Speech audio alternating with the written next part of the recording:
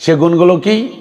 ওয়াইযা কামু ইলাস সালাতি কামু কুসালা, যখন তারা সালাতের মধ্যে দাঁড়ায়, কামু কুসালা শৈথিল্য অবস্থায় দাঁড়ায়, ইউরাউনান নাস তারা মানুষ দেখানো নামাজ পড়ে, লা ইয়াযকুরুনাল্লাহা ইল্লা কালিলা তারা মানুষ দেখানো নামাজ পড়ে আর নামাজের মধ্যে অমনোযোগ অবস্থায় দাঁড়ায় আর আল্লাহকে তারা সামান্য ব্যতিরেকে স্মরণ করে না।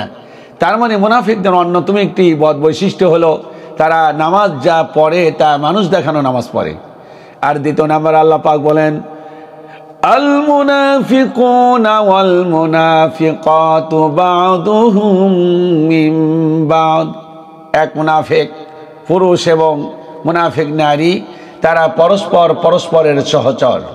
তাদের কাজ হলো ইয়ামুরুনা বিল মুনকার, অসৎ কাজ, খারাপ কাজ, এই কাজগুলোতে মানুষকে আহ্বান করবে।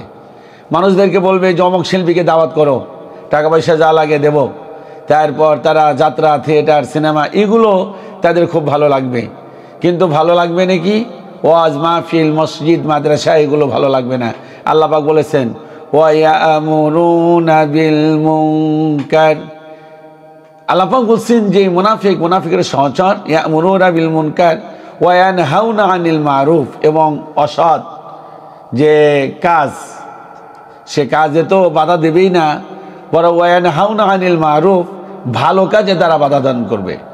তারা ভালো কাজগুলো সহ্য করতে পারবে না, ভালো ভালো কাজগুলোকে বাধা দান করবে। মাদ্রাসার কোনো স্টুডেন্ট তাদের সহ্য তো হবেই না, বরং কেউ যদি পরামর্শ নিতে যায় তাহলে তারা তাদের ছাত্রদেরকে মাদ্রাসায় ভর্তি করানোর ব্যাপারে নিরুৎসাহিত করবে। এটি হলো 5 নাম্বার গুণ।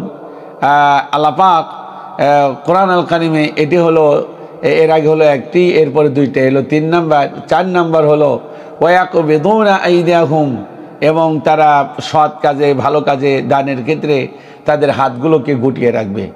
ভালো কাজে তারা সহযোগিতা করবে না, দানের ক্ষেত্রে তাদের হাতকে গুটিয়ে রাখবে।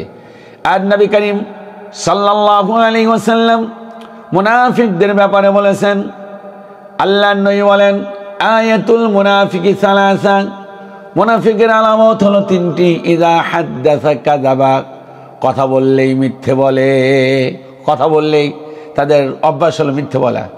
ওয়া ইযা ওয়াদা আখলাফা, ওয়াদা দিলেই ওয়াদা ভঙ্গ করে। ওয়া ইযা আতুমিনা খানা, এবং আমানতের খেয়ানত করে। আমানতের খেয়ানত করবে, ওয়াদা ভঙ্গ করবে, মিথ্যা বলবে। এবং নবী করিম সাল্লাল্লাহু আলাইহি সাল্লাম বলেছেন যে আরেকটি খাসিয়াত হলো ওয়াইদা খাসামা, যখন ঝগড়া বাজে তখন তারা গালিগালাজ করে। তাহলে আমরা মৌলিকভাবে বুঝতে পারলাম যে কোরআনে আল্লাহ পাক 4টি বৈশিষ্ট্যের কথা বলেছেন, বদ বৈশিষ্ট্য। আবার হাদিসের মধ্যে আরও 4টি বৈশিষ্ট্য কথা বলেছেন, বদ বৈশিষ্ট্য। এই 8টি বৈশিষ্ট্য থেকে আল্লাহ পাক এই জাতিকে, আমাদেরকে সকলকে হেফাজত করুন, আমিন।